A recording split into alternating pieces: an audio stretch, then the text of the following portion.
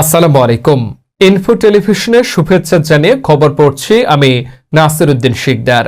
আজ 30 জুন সোমবার বেগম খালেদা জিয়া ও তারেক রহমানের শারীরিক সুস্থতার জন্য আজমপুর জামে মসজিদে আসর নামাজের পর দোয়ার আয়োজন করেন ঢাকা উত্তর মহানগর বিএনপির যুগ্ম আহ্বায়ক আফাজ উদ্দিন।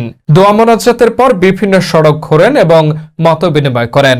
আফাজ উদ্দিন নেতাকর্মীদের উদ্দেশ্যে বলেন, এবং ভারপ্রাপ্ত চেয়ারম্যান জনাব তারেক রহমানের বৈঠকের পর বাংলাদেশে যে নির্বাচনের বাতাস বইতেছে, ইতিমধ্যে বিভিন্ন পাড়ায় মহল্লায় গ্রাম অঞ্চলে সারা বাংলাদেশে নির্বাচনের একটা পরিবেশ তৈরি হয়েছে এবং সকলেই চায় অতি দ্রুত নির্বাচনের তফসিল ঘোষণা করা হোক।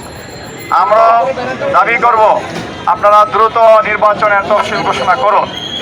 একটি মহল, একটি ষড়যন্ত্রকারী বিভিন্ন গোষ্ঠী চাচ্ছে বাংলাদেশে একটি বিশৃঙ্খল পরিবেশ তৈরি করে নির্বাচনকে পিছিয়ে দিতে।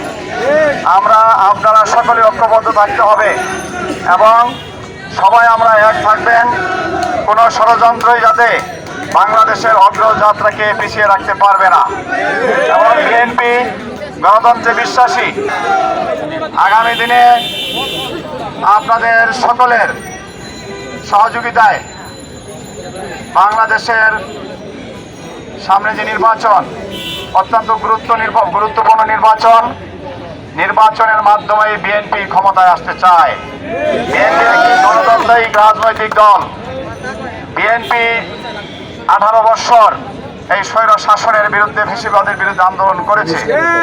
আমরা অবশ্যই 5 তারিখের পূর্বে যে সকল আন্দোলনের সাধারণ ছাত্র জনতা নিহত হয়েছে, বিএনপি দীর্ঘ সময় প্রায় 30-31 দিনের শোক দিবসের কর্মসূচি ঘোষণা করেছে। আজকে আমরা সেই শোক সমস্ত পরিবারের প্রতি সমবেদনা জ্ঞাপন করছি। আল্লাহ তাদের জান্নাতবাসী করুন এবং যারা আহত হয়েছেন তাদেরকে যত দ্রুত সুস্থ হয়ে বাড়িতে ফিরতে পারেন তার জন্য আমরা দোয়া করি। এবং বিএনপি যদি আগামী দিনে জনগণের ভোটে ক্ষমতায় আসে।